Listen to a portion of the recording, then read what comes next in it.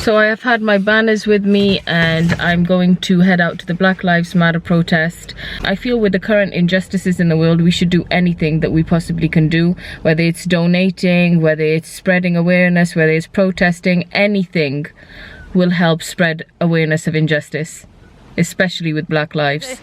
Me and Zaya are going, we've got our signs ready. I encourage anyone, if you could protest, try to protest, right Zaya? Yeah. Imagine, do you know what, I saw a meme and it said, imagine like in 10-20 years time you have kids and they say to you, what did you do?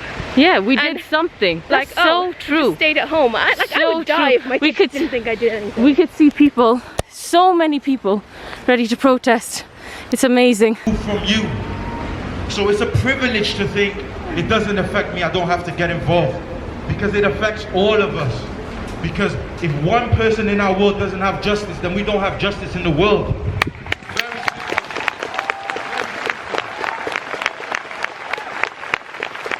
So the simple fact of the matter is, we all have to be willing today to pursue real change, real genuine change. And not only that, we have to be able to sustain communication between us. Look around you. There's people of all ages, of all races, united under one common purpose.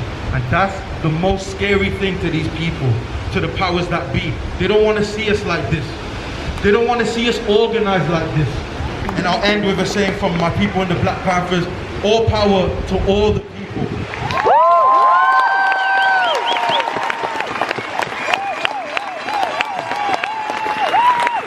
This is the picture of Cardiff.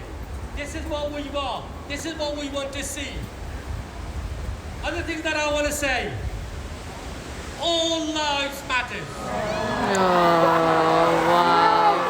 Wow. Boo!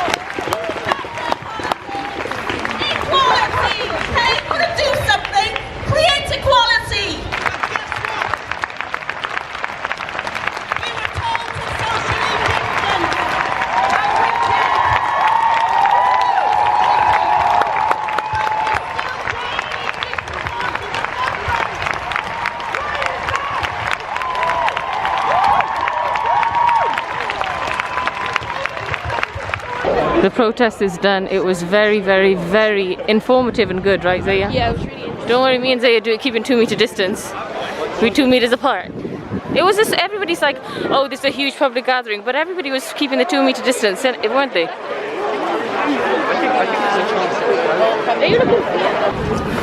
Police standing their grounds. Do you know what? They should be doing this with us. I know, they should. Found my beautiful friend Becky, and look, she's representing 2 meter distance, don't worry.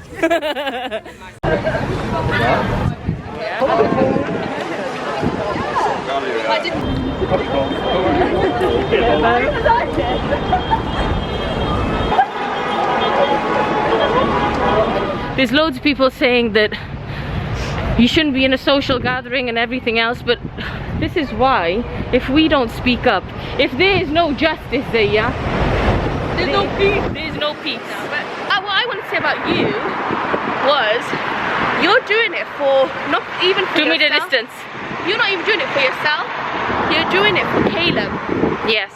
That's what it is. 100%. You know Caleb, let's think about his race. He's like a third... What is he? He's a third black. He's a third black, third South Asian, and a third white. Yeah. So imagine Caleb growing up somewhere that he doesn't have to face this stuff, or even worry that like he's a little bit different. Yeah.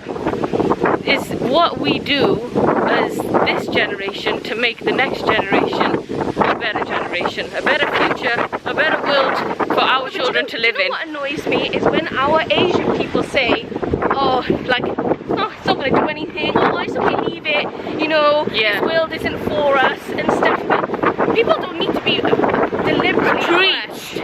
Yes. No, but that's, you know what? Even in Islam, like you take the side of an oppressor, it's a huge sin. A huge sin. There's so much hadith. There was something that we were reading about the oppressed, Zaya, the prayer of the oppressed. There's no barrier between Allah and the prayer of the oppressed. Subhanallah. It's just, think of it as Muslims as well as people of colour. We have racist issues in our culture. Yes, we need to change. Look black. We need to rewire our brains of generations of notions and ideologies that are instilled in us that black isn't a good thing to be. No, do you know what? You've got a lot of Asian. You've got a lot of Asian girl followers. Yes. Loads of Asian females follow you, and I can guarantee you at least 80% of those girls. Let me go put it on this because then we could keep our 2 meter distance. What? Let me film you. At least 80% of those girls know someone, if it's not themselves, that buys foundation a little bit lighter than Fair, this. yes, Fair and Lovely. How many times have you been to get your makeup done and you do say, oh, I want to look a little bit lighter? 100%. How many times has an auntie said when a baby's born, oh, mashallah, they're so fair? Yes! Can I tell you, I can relate to this myself. Yeah. When Caleb was born, everybody was like, mashallah, he's so fair, he's so Like white, everybody you're was so worried lucky. that he was going to be dark like his father. That's I hope my next child isn't as light as Caleb. I hope my next child is the colour of my husband and me. Inshallah. Inshallah.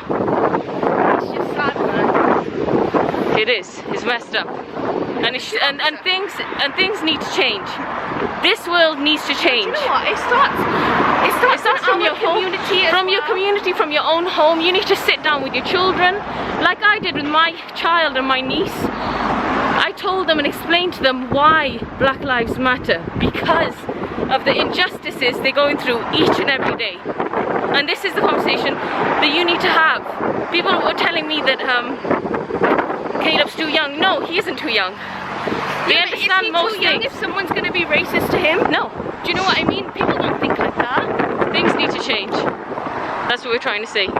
Speak to your children, speak to your loved ones. You speak to your elders. Change begins from home. Now, if you guys didn't hear, there was a Bangladeshi MP, right? Yeah, so he's a what did he Bengali, say? a local MP, and he governs the, I think, Catay's area. Council. Council, yeah. So he came up. So cyclists only move up a second. Okay. Yeah. So he said, he came up and he tried to do the whole, you know, like, oh, we're great, Cardiff is amazing, and Cardiff doesn't have this stuff, but that's not true. And it's not his fault, like, someone should have taken the time to educate him, or it's just that he isn't aware of what he was saying, the impact. He said all lives matter. Just a 5-minute conversation to tell them the black genocide has been going on for centuries. I know that this has been going out around everywhere, but all lives matter. We all know. I got so many posts saying but that you didn't. But that's the problem. All lives don't matter if blacks don't. That's what I was trying to say. Everybody's like, all lives matter. All lives matter. You didn't. We're next. Yeah. Do you know what? After, on the hierarchy, social hierarchy of skin colour, after blacks being one of... We were about to get killed just now. Hold up. We're trying to keep distance and film this shit too. Don't fall in the river. Okay. What are you saying? But you know, in the social hierarchy of skin colour, like, after black people, we're next. 100%. We're the next lowest skin colour, Asians. 100%. And I feel like it's a competition, but I'm just saying, if we face racism, we know what it feels like. We shouldn't let our brothers and sisters feel it. I just feel like we need to do more as brown people or people of colour. We expect, we expect like so many, we're like white people stand up, but no, people of colour need to stand up as well. There's a lot. There's a lot. In Pashto, we say Tora, that which means, oh, she's black. Or in Bengali or whatever it is, what you guys say? Kala. Yeah, it's the colour, same as everybody else. You know what I mean? Enough with these racial derogatory words that we use. The other day, me, Zaya and Simon went out for like a social distance walk. And we sat down then for a few minutes, but then I noticed Zaya say, I just didn't want to sit in the sun. I don't want to sit in the sun. Yeah. And I was like, why? And she's like, because I just don't want to get darker. Like, think about it. Like, but do you know, now that I take a step, it's so natural to me to worry if how dark I am, that I was like, hold up, why am I Why don't I want to be dark? This is what we're trying to say. I know loads of South Asians or people of color have made this Black Lives Matter movement about themselves.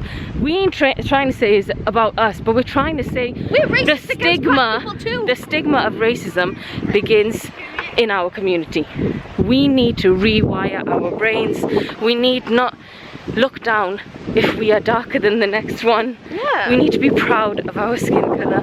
We need to be proud of our heritage. Bollywood movies and stuff. Yeah. How come all the heroes and stuff and the A main light. characters are fair as day? And the background dancers are all like dark, just to make prominence of the woman, the heroine, of the light fair heroine. It isn't right. This is implicit bias. This is what it is.